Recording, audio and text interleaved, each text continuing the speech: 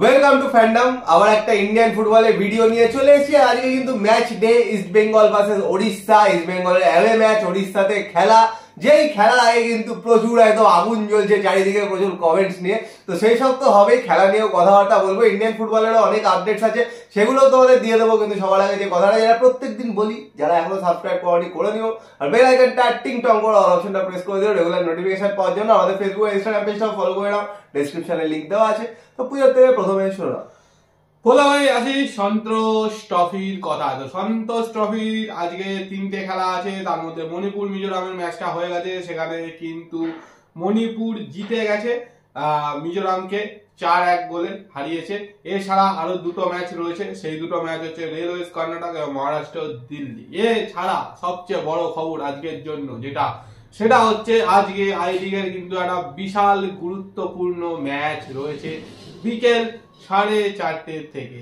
যেই ম্যাচটা হচ্ছে শ্রীনিধি ডেকান এফসি ভার্সেস মোহামেডান। আর আজকে এই ম্যাচটা যে জিতবে তার কিন্তু অনেকটাই অ্যাডভান্টেজ হয়ে যাবে আই লিগ জেতার জন্য। যদি শ্রীনিধি জেতে তাহলে কিন্তু শ্রীনিধি গ্রুপ টপে চলে যাবে, কারণ গোল ডিফারেন্সে এগিয়ে রয়েছে। আর মোহামেডান যদি জেতে তাহলে কিন্তু মোহামেডান পয়েন্ট বাড়িয়ে নিতে পারবে। তো সেই জায়গা থেকে আজকে কিন্তু একটা বিশাল গুরুত্বপূর্ণ ম্যাচ মোহামেডান এবং শ্রীনিধি দুজনের জন্য। তো এই ম্যাচে কিন্তু রেজাল্ট যদি হয়, যে কারো পরে যদি রেজাল্ট হয়, তারা কিন্তু মানে লিগ জয়ের পথে অনেকটা এগিয়ে যেতে পারে। তারপরে যদিও অনেক ম্যাচ আছে, সেখানে কনসিস্টেন্টলি খেলতে হবে। কিন্তু এই ম্যাচটা যদি মোহামেডান জিতে নিতে পারে, পয়েন্টের যে ব্যবধানটা, শ্রীনিধির সাথে কিন্তু পয়েন্টের ব্যবধানটা 2 আছে, হয়তো সেখান থেকে কিন্তু 5 করে নিতে পারবে, যেটা কিন্তু একটা বিশাল অ্যাডভান্টেজ। কারণ একদম কিন্তু লিগের শেষের দিকে আমরা চলে এসেছি। তো সেই জায়গাতে যদি 5 পয়েন্টের অ্যাডভান্টেজটা করে নিতে পারে এই ম্যাচে, মানে বলতে গেলে লিগ ধরা ছোঁয়ার কাছাকাছি কিন্তু চলে আসবে মোহামেডান। তো মোস্ট ইম্পর্টেন্ট ম্যাচ, সবাই কিন্তু অবশ্যই খেলাটা দেখো, কারণ মোহামেডান যদি জিততে পারে নেক্সট ইয়ারে কিন্তু কলকাতা থেকে 3 প্রধানকে একসাথে আইএসএল এ দেখতে পাবে।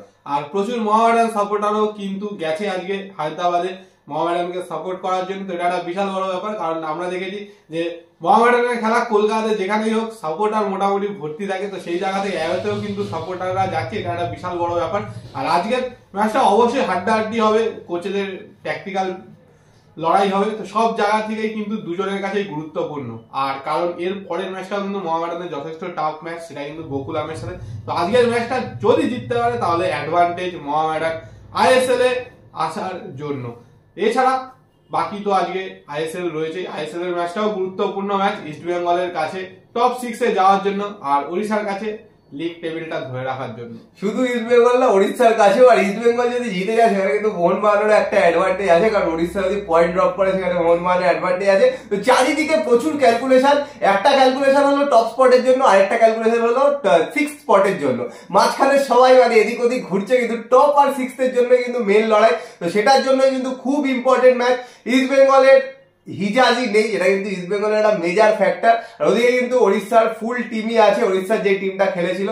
কিন্তু দেখা যায় এবার কেমন পারফর্ম করতে পারে, কারণ সুপার কাপে কিন্তু দুটো টিম অন্যরকম ছিল, ওখানে 6টা বিদেশি খেলানো যেত, অনেক কিছু চেঞ্জেস ছিল। আর তারপর থেকে ইস্ট বেঙ্গলের টিম অনেক চেঞ্জ হয়ে গেছে, কিরম খেলতে পারে। কারণ পারফরমেন্স কিন্তু বলতে গেলে ইস্ট বেঙ্গলের একদমই ভালো না। লাস্ট 3টে ম্যাচ ধরে মানে নতুন প্লেয়ারদের আসার পর থেকে কিন্তু পারফরমেন্স সেরকম ভালো না। আর তার মধ্যে আজকে কিন্তু 3জন নতুন বিদেশি খেলবে, কারণ একজন বিদেশি তো অ্যাভেলেবেল নয়, আরেকজন বিদেশি কার্ডের জন্য বাইরে। আর আজকের ম্যাচটাতে যেরকম ইস্ট বেঙ্গল বা ইস্ট বেঙ্গল সাপোর্টাররা বা ওড়িশা সাপোর্টারদের কাছে ইম্পর্টেন্ট, তার থেকেও বেশি ইম্পর্টেন্ট অন্যান্য টিমের সাপোর্টারদের কাছে। সেটা হচ্ছে মুম্বাই, মোহনবাগান, কেরালা, গোয়া, এরা 4 জনের কাছে কিন্তু খুব ইম্পর্টেন্ট আজকের ম্যাচটা, যদি ইস্ট বেঙ্গল ওড়িশাকে হারিয়ে দেয় সেই ক্ষেত্রে। আর উল্টো দিকে নর্থ ইস্ট, জামশেদপুর, বেঙ্গালুরু, পাঞ্জাব, এদের কাছে খুব বেশি ইম্পর্টেন্ট যদি ওড়িশা ইস্ট বেঙ্গলকে হারিয়ে দেয়। আর উড়িষ্যার তো কোনো প্রবলেম নেই, ফুল টিমটাকেই পাবে। আগের দিন জহু ছিল না, আজকে কিন্তু জহু থাকবে। জহু, ফল, মরেশিও, রয় কৃষ্ণ সবাই অ্যাভেলেবেল রয়েছে।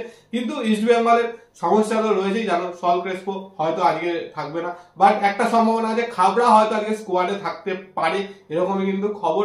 তাছাড়া হিজাজি কাদের জন্য নেই, কোচ বেঞ্চে থাকবে, মানে বেঞ্চে থাকবে না, গ্যালারিতে থাকবে। সেখানে কিন্তু দিমাস আজকে কোচিং করাবে। তো সেই জায়গাতে কিন্তু সমস্যা অনেক। নান্দারও একটা হালকা নক ছিল, তো নান্দাও আজকে শুরু থেকে খেলবে কিনা সেটাও একটা চিন্তার বিষয়। তো অনেক বিষয় আছে, বা স্কোয়াড কিরকম নামবে সেটাই কিন্তু দেখার বিষয়, কারণ ফেলিসিও ব্রাউন ফোর্বসকে কিন্তু শুরু থেকে নামিয়ে তেমন কোনো লাভ হচ্ছে না। ফেলিসিও ব্রাউন ফোর্বসকে হয়তো পরের দিকে যদি নামায় 70 মিনিটে, সেই জায়গা থেকে হয়তো একটুখানি এফেক্ট ফেলতে পারে, কিন্তু শুরু থেকে নামিয়ে কিন্তু কোনোই লাভ দিচ্ছে না, পুরো একটা ম্যান অফে খেলছে। তো সেই জায়গায় ইস্ট বেঙ্গল কি করে সেটাই কিন্তু দেখার, যে মাহেশকে মাঝখানে খেলিয়ে বিষ্ণুকে এক সাইডে আর নন্দাকে এক সাইডে এরকম ভাবে শুরু করে কিনা, কারণ এরকম শুরু করলে কিন্তু আমার মনে হয় যে মাহেশ যদি মাঝখানে থাকে, মাহেশ কিন্তু মাঝখানে অতটা এফেক্টিভ নয়, কিন্তু তবুও যদি মাঝখানে থাকে ভিক্টর ভ্যাসকেজ, যে একদমই কাউকে পাচ্ছে না পাস খেলার জন্য, সেই জায়গায় কিন্তু ভিক্টর ভ্যাসকেজ একটা হেল্প পেতে পারে।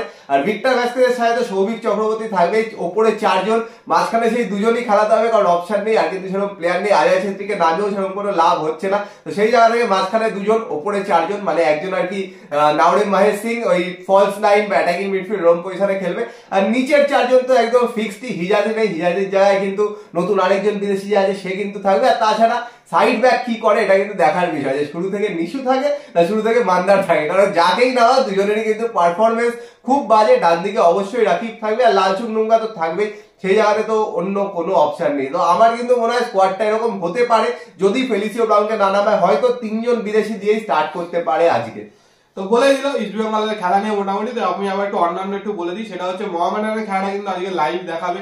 একটা হচ্ছে ইন্ডিয়ান ফুটবলের ইউটিউব পেজ, আর একটা হচ্ছে ইউরো স্পোর্টস। তো যারা যারা দেখতে চাও অবশ্যই দেখবে। 4:30 থেকে খেলা রয়েছে, আর 3:30 থেকেও কিন্তু আরেকটা গুরুত্বপূর্ণ ম্যাচ রয়েছে, গোকুলাম ভার্সেস নামধারী। আর গোকুলাম যদি এই ম্যাচটা জিততে পারে, গোকুলামও কিন্তু গোল ডিফারেন্স বাড়িয়ে অনেকটাই ফাইট দেওয়ার জায়গায় চলে আসবে।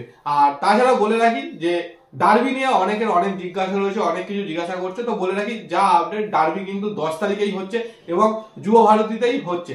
টিকিট কবে থেকে ছাড়বে যতদূর শোনা যাচ্ছে যে হয়তো রবিবার বা সোমবার থেকে ছাড়তে পারে, তার আগে হয়তো ছাড়বে না, অনলাইনেই ছাড়বে, অফলাইনটা তো পরে। বাট ডার্বি অন্য কোথাও যাচ্ছে না, এরকমই কিন্তু খবর যতদূর জানা যাচ্ছে।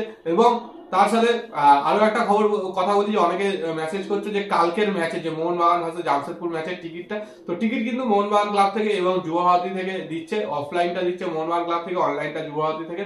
আর যারা যারা কালকে ম্যাচ দিতে টিকিট কাটতে যাবে তাদেরও কিন্তু বলে রাখি যে 7টা 7:30 অবধি কিন্তু কাউন্টার থেকে টিকিট তোমরা কালেক্ট করতে পারবে। শিশি একদম একটু ওড়িশাকে নিয়ে বলে দিই, ইস্ট বেঙ্গলের সাইড ব্যাকরা যদি আগের মতনই খেলা খেলে, ওড়িশার এগেস্টে কিন্তু যথেষ্ট ভুগবে, কারণ ইসাক আছে। আর এমির আনাওয়াদের সুপার কাপের ফাইনালে দেখেছিলে কি খেলেছিল, কেউ ধরতে পারছিল না। এমির আনাওয়াদের নিচ থেকে উঠে এসে খেলবে। ইস্ট বেঙ্গলে যে জেডি খেলতো সেই জেডিও কিন্তু ওদের টিমে এই সিজনে আছে, তো সেই জেডিও নিচ থেকে উঠে আসবে। তো সাইড ব্যাকদের জন্য কিন্তু মোটামুটি বলতে গেলে একটা নাইট মেয়ার আসতে চলেছে, মানে যেরকম পারফরমেন্স করছে সেরকম করলে, যদি নিজের পারফরমেন্স ইমপ্রুভ করতে পারে তাহলে আটকাতে পারবে, না হলে কিন্তু মুশকিল আছে, কারণ 2 উইং দিয়ে মানে অ্যাটাকের পর অ্যাটাক করতে থাকবে। আর তাছাড়াও মাঝখানে দুজন একদম মানে লিথাল ফিনিশার আছে, একজন তো কাটিয়ে কুটিয়েও গোল দিতে পারে, রয় কৃষ্ণা অলরেডি টপ স্কোরার এই মুহূর্তে, আর একজন ডিয়েগো মরিসিও একটা চান্স পাবে সেটাই কনভার্ট করে দিয়ে কিন্তু বেরিয়ে যাবে। তো ডিফেন্স যদি ভালো না রাখে, ওপরে কি খেললো মাঝে কি খেললো, মাঝে তো এমনি খেলতে পারছে না, কিন্তু ওপরে কি খেললো মাঝে কি খেললো কিছুই ম্যাটার করবে যদি ডিফেন্সটা ঠিকঠাক না রাখতে পারে এই টিমের এগেন্স্টে। তো যা যা বক্তব্য ছিল পুরো বলে দিলাম, তোমাদের কি বক্তব্য, স্টার্টিং 11 কি মনে হচ্ছে ইস্ট বেঙ্গল ফ্যানদের কমেন্ট বক্সে কমেন্ট করে জানাও। আর মোহামেডান ফ্যানদের কি বক্তব্য, কি মনে হচ্ছে, কতটা টেনশনে আছো আজকের ম্যাচ নিয়ে, সেগুলো কিন্তু কমেন্ট বক্সে কমেন্ট করে জানিও। ভিডিওটা পছন্দ হলে লাইক করে দিও, শেয়ার করে দিও, চ্যানেলটা অবশ্যই সাবস্ক্রাইব করে দিও, আর বেল আইকনটা টিং টং করে দিও রেগুলার নোটিফিকেশন পাওয়ার জন্য। চলো এখনের জন্য টাটা।